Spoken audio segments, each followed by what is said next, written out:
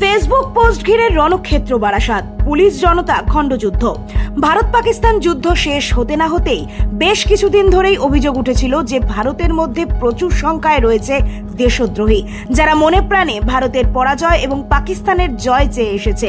Social network সাইটে 3 দিনের যুদ্ধ শেষ হতে না হতেই এমন বেশ কিছু পোস্ট লক্ষ্য করা গিয়েছে যার বিরুদ্ধে পুলিশকে আইনি ব্যবস্থা নিতে হয়েছে। কিন্তু কোথাও কোথাও এমন অবস্থা তৈরি হয়েছে যেখানে যুদ্ধে ভারতের বিপক্ষে এবং পাকিস্তানের পক্ষে আবার ভারতের অবমাননা করে পোস্ট হওয়ায় সাধারণ মানুষ প্রতিবাদে মুখর হয়েছেন। কোথাও দেশপ্রেমের আবেগে মানুষ নিজের হাতে আইন তুলে নিয়ে দেশদ্রোহীদের বেধড়ক মারধর করেছে। কোথাও আবার দেশের বিরোধিতার প্রতিবাদ করতে রাস্তায় নামা সাধারণ মানুষের সঙ্গে মিশে গিয়েছে রাজনৈতিক দলের নেতা সমর্থকরা। বারাসাতের টালিখোলায় এক ব্যক্তি পাকিস্তানের সমর্থনে পোস্ট করে এবং সেই পোস্ট করাকে কেন্দ্র করে বিক্ষোভ দেখায় ও প্রতিবাদ করে সাধারণ কয়েকজন মানুষ।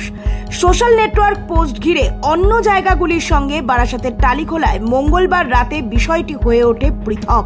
এখানে ঘটনাটি অন্য মাত্রা নেয়, যেখানে আক্রান্ত তথাকথিত দেশবিরোধী উত্তেজিত জনতার হাত থেকে বাঁচাতে যাওয়া পুলিশের বিরুদ্ধে উঠেছে অভিযোগ ওঠে দেশদ্রোহীকে রক্ষা করতে পুলিশ লাঠিচার্জ করেছে, আর এতেই আগুনে ঘি পড়ে। উত্তেজিত জনতা আরো উত্তেজিত হয়ে ওঠে।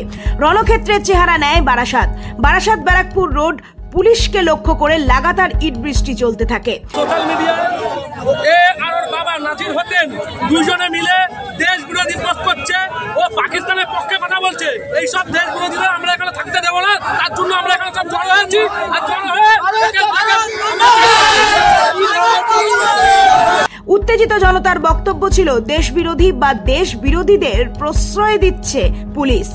উত্তেজিত জনতার সঙ্গে মিশে যায় বিরোধী রাজনৈতিক দল। সব মিলিয়ে পরিস্থিতি পুলিশের হাতের বাইরে বেরিয়ে যেতে শুরু করে।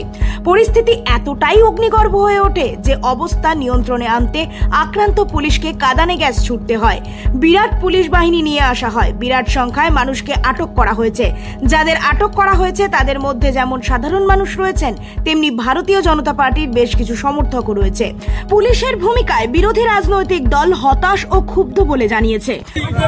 যে ধরনের পোস্ট করেছে আমাদের ভারত বিরোধী হিসাবে সে কাজ করছে এবং সে সন্ত্রাসবাদী এবং উগ্রপন্থী হিসাবে সে কাজ করে যাচ্ছে। আমাদের বারাসাতে টেনে নিয়ে আসছে যে উগ্রপন্থী হিসাবে, আমাদের বারাসাতে এনে একটা উগ্রপন্থী হিসাবে এখানে একটা গন্ডগোলের সৃষ্টি করতে চাইছে। এদের প্রশাসনিক দিক থেকে আমার এবং মাননীয় যিনি আছেন তিনি তার অভাব রয়েছেন। আমাদের এই শহরে যে সমস্ত এলাকা রয়েছে সেই সমস্ত জায়গায় আমাদের তদারকি করা উচিত এবং তদারকি যদি না করে আগামী দিনে এর থেকে বৃহত্তম এই ধরনের আচরণ হবে এবং এই ধরনের পোস্ট তারা বাইরে ভাইরাল।